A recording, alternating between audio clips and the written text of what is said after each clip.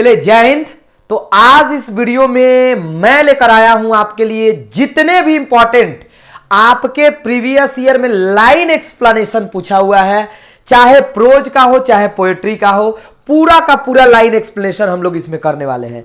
और जब आप देखिएगा तो आपको मालूम चलेगा कि एक लाइन एक्सप्लेनेशन एक ईयर ही नहीं बल्कि वो 2 साल 3 साल। देखिए प्रीवियस ईयर क्वेश्चन को आप अंडरएस्टिमेट मत करो, क्योंकि 60 to 70% आपका क्वेश्चन जो होता है वो आपका प्रीवियस ईयर से ही होता है।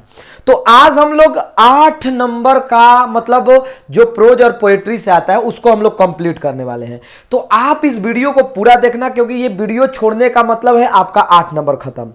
और इसमें हम बता देते हैं कि हम पूरे के पूरे लाइन एक्सप्लेन को भी सीखेंगे, लाइन एक्सप्लेनेशन को भी, कि कैसे आखिर किसी चैप्टर से जब पूछा जाता है तो कैसे लाइन एक्सप्लेनेशन किया जाता है।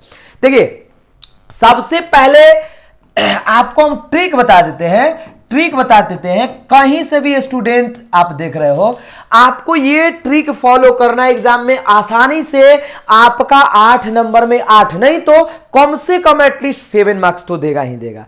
ठीक है, आइए समझते हैं। सबसे पहले जैसे ही लाइन एक्सप्लेनेशन देखिए, सबसे पहला बात आपके माइंड में आना चाहिए, सबसे पहला जो आना चाहिए कि आखिर ये जो लाइन है वो कौन से चैप्टर से लिया गया है। सबसे पहला बात आपको लिखना है चैप्टर नेम। ये भी हम बताएंगे कैसे लिखना है। सबसे पहला बात क्या लिखना है जी? Chapter name. चैप्टर नेम सबसे पहला, क्योंकि जैसे ही एग्जामिनर देखेगा तो उनको मालूम चल जाएगा कि नहीं भाई ये स्टूडेंट ने कहीं ना कहीं इतना तो पढ़ा है कि ये चैप्टर का नाम लिख रहा है, मतलब ये जानता है कि ये चैप्टर से कौन सा चैप्टर से लिया हुआ है। दूसरा चीज आपको ये चीजें मेंशन करना है। अब मान लीजिए प्रोज से है तो प्रोज से आपको लिखना है राइटर नेम। जरूर एकदम। हमको नहीं लगता है कोई भी ऐसा स्टूडेंट होंगे जिनको राइटर नेम नहीं याद होगा, क्योंकि ये तो फिक्स है कि आपका प्रोज से 5 नंबर और पोएट्री से 5 मार्क्स, यानी दोनों से 10 नंबर का आपका मतलब जो पूछा जाता है चैप्टर नाम और राइटर नाम। ठीक है ना, मैच ऑफ द फॉलोइंग में आसानी से आप लोग याद कर लिए होंगे। दूसरा नंबर क्या लिखना है जी? Writer name. देखिए जब चैप्टर नेम लिखिएगा तो चैप्टर नेम के बाद लिख दीजिएगा what is chapter.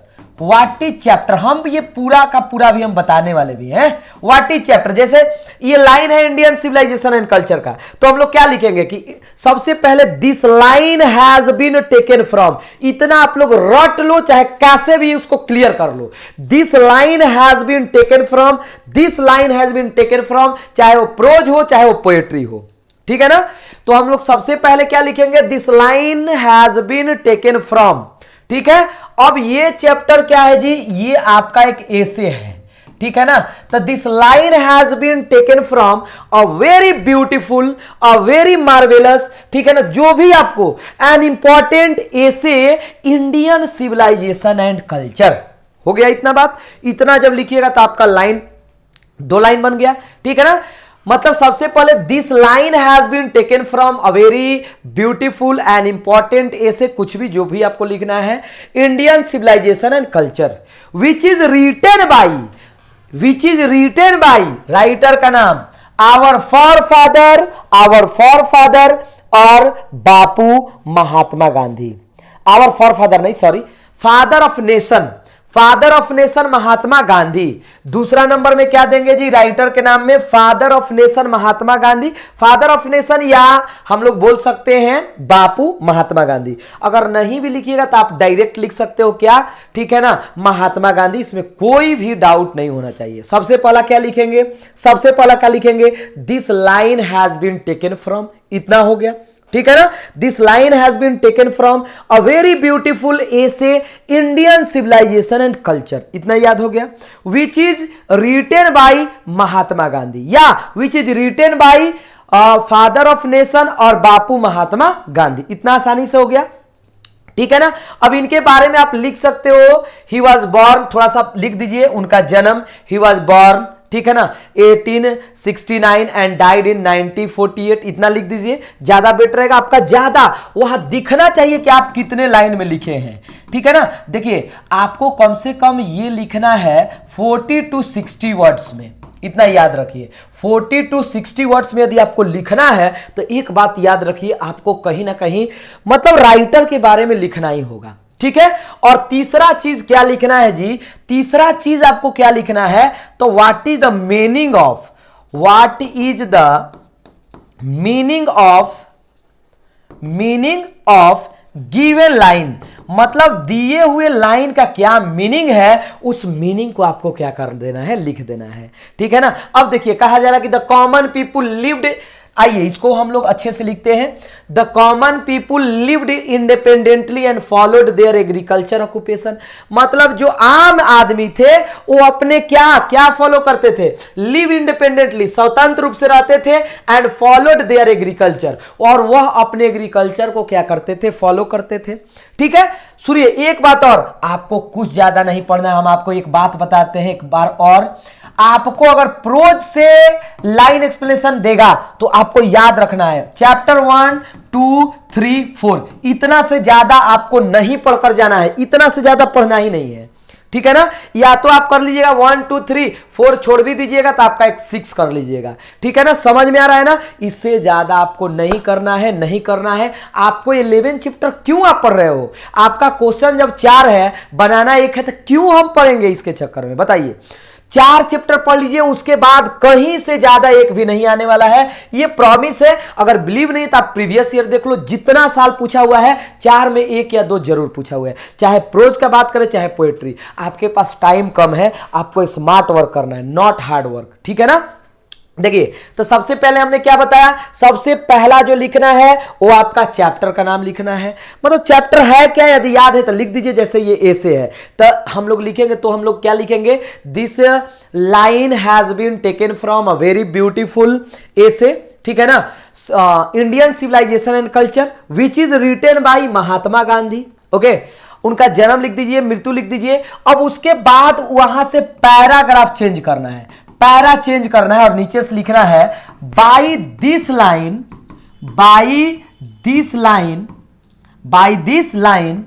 The writer, ठीक है ना, wants to say that, the writers wants to say that. इतना आपको कंप्लीट करना होगा, इतना आपको कंप्लीट, हमको नहीं लगता कि ये लाइन कोई स्टूडेंट छोड़ सकता है आसानी से। यदि इसके बाद लिखकर ये वाला छाप भी दीजिएगा ना, ठीक है ना, आपको 3 साढ़े 3 नंबर आराम से दे देगा, ठीक है। कौन कौन, तो सबसे पहले चैप्टर नेम, फिर राइटर नेम, फिर मीनिंग लिखना है। यदि आए तो अपने भाषा में लिख दीजिए, कॉमन पीपुल लिव्ड इंडिपेंडेंटली, ठीक है ना, वो रहते थे, ठीक है ना। इसका साइनो लिख देना है। कोई भी एग्जामिनर आपको 4 आउट ऑफ 4 मतलब दे ही देगा, कोई इसमें इशू नहीं है, आप टेंशन मत लो। और हम बता ही दिए कि आपको ज्यादा नहीं पढ़ना है, सिर्फ और सिर्फ कितना चैप्टर 1, 2, 3, 4 कंप्लीट करके जाइए। उसी में से आपका समरी भी आएगा, उसी में से आपका लाइन एक्सप्लेनेशन भी आएगा, ठीक है ना। ओके ये आपका हो गया, ठीक है ना, ये आपका हो गया। अगर लिखना चाहिए तो लिख दीजिए by this line Gandhi ji wants to say that, ठीक है ना। Common people it means what, the people who lives in villages, okay, dependent on agriculture, वो किस पर डिपेंड करते थे, agriculture, and enjoy true home rule. और क्या लिख सकते हो, क्या लिख सकते हो, आवर फॉरफादर, आवर एंसेस्टर, ठीक है ना, आसानी से हो जाएगा। एकदम कॉन्फिडेंट रहिए, ये ना कि सर लाइन एक्सप्लेनेशन नहीं करने आ रहा, ऐसा नहीं, एकदम कॉन्फिडेंट रहिए एग्जाम को लेकर कि सर कहीं से भी आएगा वी कैन राइट, हम लोग लिख सकते हैं। ये कॉन्फिडेंस तब आएगा। अब देखिए ये क्वेश्चन आपका पूछा है 2020 में भी 2023 में भी, इतना समझ लो ये कितना इंपॉर्टेंट है, ठीक है। अगला देखिए 2021 का है, ठीक है। I call the dhobi and uncle gave him the coat and took him outside and had a talk with him. भैया सबसे पहला बात कि चैप्टर का नाम याद होना चाहिए। ये धोबी आ गया, आपको याद होगा, धोबी आ गया, अंकल मामा जी, कौन, कोट आ गया, याद रखना ये कौन से चैप्टर का है, बहुत इंपॉर्टेंट, सभी स्टूडेंट को याद होगा कौन से चैप्टर का है, कौन से चैप्टर का है, आपको याद होना चाहिए। A pinch of snuff. सबसे पहले क्या लिखेंगे, this line has been taken from a very beautiful, a very marvellous, कुछ भी लिख सकते हो, अ वेरी एडवेंचरस हम लोग लिख सकते हैं, and comic short story a pinch of snuff which is composed by Manohar Malgonkar, लिख सकते हैं ना, ही वॉज बॉर्न, उनका जन्म लिखिए, ठीक है ना। By this line he wants to say that, ये कब की घटना है, I call the dhobi and uncle gave him the coat, मतलब मैंने धोबी को बुलाया, कौन बोल रहे हैं, राइटर, और क्या दिया, अंकल ने, मामा ने उसे कोट दिया, ठीक है ना, मामा जी ने उसे क्या दिया जी, कोट दिया, एंड टूक हिम आउटसाइड, और उसे बाहर ले गए और उससे कुछ बातें की। आराम से लिख लीजिएगा, आसानी से लिख दीजिएगा, आपका कमेंट का इंतजार रहेगा कि कहां आपको दिक्कत हो रहा है, ठीक है ना, कमेंट का इंतजार रहेगा कि आपको कहां पर परेशानी हो रहा है। ये देखिए 2021 2023 समझ लीजिए, ये बहुत important. It is obvious that we know more than animals do, ठीक है ना, and it is common to consider this one of our advantage. ये देखिए 2018 2021 2023, 18 से 21 3 साल, ठीक है ना, यहां हो सकता है 21 से 24 मारते। आ रहा है बात समझ में, अंडरस्टिमेट नहीं करने का। सबसे पहले इट इज ऑब्वियस दैट, मतलब ये तो एकदम स्पष्ट था कि स्पष्ट है कि we know more than animals, हम लोग जानवरों से ज्यादा जानते हैं। कौन चैप्टर का है बताइए, कौन से चैप्टर का है, आपको कमेंट में बताना है, आपको कमेंट में बताना है कि ये 3 नंबर कौन से चैप्टर से लिया, पूरा लाइन एक्सप्लेनेशन जैसा हमने बताया है, ठीक है ना, जैसा हमने बताया है, ठीक है। The ways of managing child birth, ए भाई चाइल्ड बर्थ आ गया, एकदम आसान है। In traditional societies are many and varied, मतलब क्या, the ways of managing child birth, बच्चे के जन्म का हमारे ट्रेडिशनल सोसाइटीज में, परंपरागत समाज में बहुत थे। वेज क्या थे, बहुत थे। नियम क्या थे, बहुत थे। ये 2018 में, ये कौन चैप्टर का है जी, ये child is born, A child is born, ठीक है ना, a child। तो सबसे पहले क्या लिखेंगे, this line has been taken from a very beautiful essay, a child is born which is composed by, आप जानते हैं किसने, जर्मन ग्रीर, किसने जी, जर्मन ग्रीर। आराम से याद होगा आप लोग को। आप लोग सबसे पहला काम क्या करिएगा, कि इस लाइन का ना, लाइन एक्सप्लेनेशन आपको, ठीक है, आप लोगों को लिख लेना है, ठीक है ना, आप लोग को लिख लेना है। ये by this line she wants to say that, इसमें बताना चाहती हैं, क्या बताना चाहती है, सबसे पहला चीज आपको याद होना चाहिए कि इसमें कहीं ना कहीं हमारे ट्रेडिशनल के बारे में, कि in our traditional societies the child birth, the ways of child birth are many and varied, ठीक है ना। इसमें जब बच्चे का जन्म होता है तो हमारे घर बहुत सारे नियम होते हैं। ऐसे करके आप आसानी से इस चीज को क्या कर सकते हो, एक्सप्लेन कर सकते हो, कोई दिक्कत नहीं होगा, जैसे हमने बताया। When the van had gone, जब वैन मतलब चला गया, they stood, दे किसके लिए, बेंजी के माता पिता के लिए, पेमेंट जमीन पर, लुकिंग एट द ग्राउंड, वे लोग क्या देख रहे थे, ग्राउंड देख रहे थे। तो ये कौन से चैप्टर का है बताइए जल्दी से। This line has been taken from a very beauty, लिख लीजिएगा, कौन लिखे हैं, एची बेट्स, कौन लिखे, एची बेट्स, द अर्थ, ठीक है ना। ये उस टाइम का घटना है वेन बेंजी, ठीक है ना, जब बेंजी अपने माता पिता को घर से निकाल देता है और अंत में गाड़ी से छोड़ देता है। And that time they became very sad when they saw looking at the ground, when they saw ground, because they thought that once upon a time we had earth, हम लोग के पास भी एक समय ऐसा जगह था, जमीन था। Religious is ever present in Indian life, ये तो आसानी से लिख लीजिएगा जी। कौन से चैप्टर का है, कि रिलीजियस जो है ना भारत में अभी भी है, ठीक है ना, ठीक है। ये कौन से चैप्टर का है, चैप्टर नंबर 10, कौन सा, India through a traveller's eye, ठीक है। ओके, आसानी से लिख लीजिएगा। मतलब by this line she wants to tell that, या she wants to express that in India religious is present now, अभी भी भारत में क्या है जी, रिलीजियस है धर्म। वेन सी, ये कब की घटना है, जब घर वो जाती है, ठीक है ना, मेहमान के घर, वो बताते हैं सब चीज।